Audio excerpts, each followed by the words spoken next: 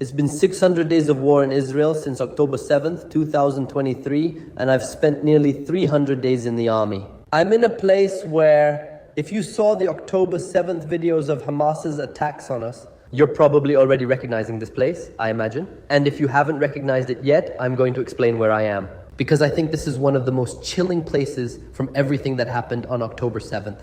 Right now, I have some free time, and I came to this place called Nahal, Oz. It's a base that's close to Gaza and close to my position, which is why I was able to come here to this place. And here in Nahal, Oz, what happened on October 7th was that at 6:29 in the morning, the attacks began. And when the Hamas terrorists managed to get in, hundreds of terrorists entered to attack this specific base.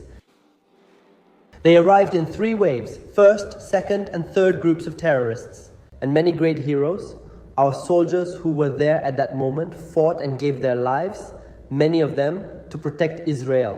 Because this is one of the places where there was an army unit, which in Hebrew is called Tazpitaniyot. That's the word for to look. That role in the army is usually held by women who have cameras and supervise what is happening in real time. And I'm going to show you here, for example, some of the photos on the walls of these Tazpitaniyot.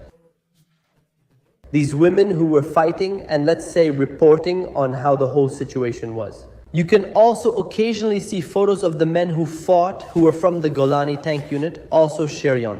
But what I want to show you next is, now yes, to explain to you about this place, that this wall is really chilling, because it's here.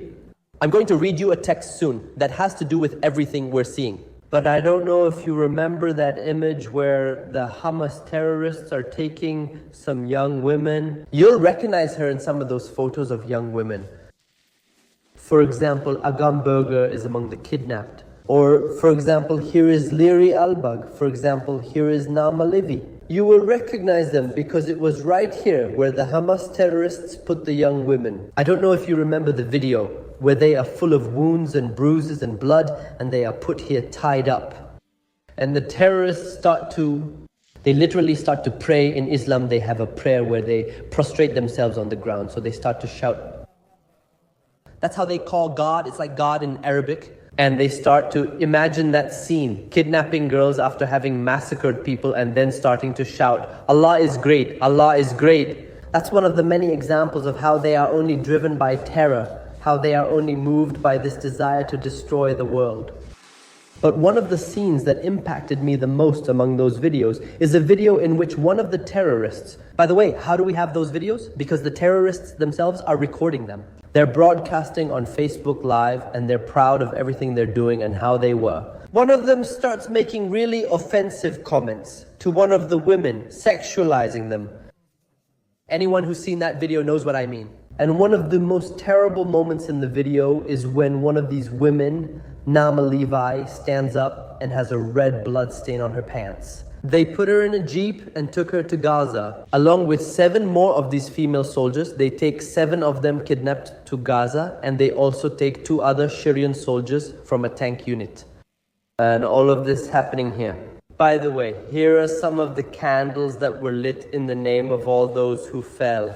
But I want to show you something very interesting. You can see that many of these stickers have QR codes, meaning there's something you can scan. And it takes you to a website about their lives to remember them, to make their memory last longer. I saw some of them, amazing. For example, about Dekel Suiza, who was one of the commanders who fell in combat defending the entrance so that these terrorists wouldn't get in. I want to read to you from the text that he wrote. Scan the QR code and I'll read the text in Hebrew, then translate it for you. It says,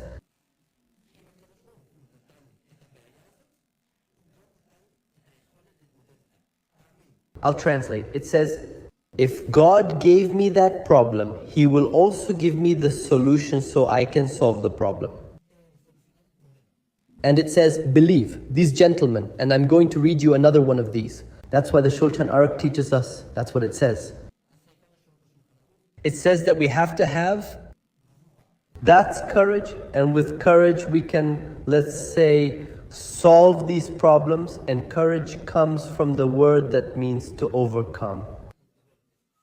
If you read this, it's like you're literally reading philosophy, and that just shows. And this is one of them. It's one of their notebooks. And everyone, if you look into their lives, it's like that. They all wrote things. They were musicians, they were scientists, and young people in their 20s, 19 years old, 20 years old, 21 years old. This shows the greatness of our soldiers, that while our enemies are saying God is great, after having massacred people, we are thinking about how to make a better world, how to help people. That's why Israel builds and our enemies destroy.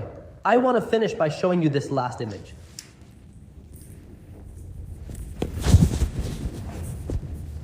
These are the images of some of these female soldiers who fell in combat. And maybe, Ezrat Hashem, in their name, allow us to make a better world. We won't forget what happened or let it happen again. After 600 days, we're going to Gaza to free our brothers still there.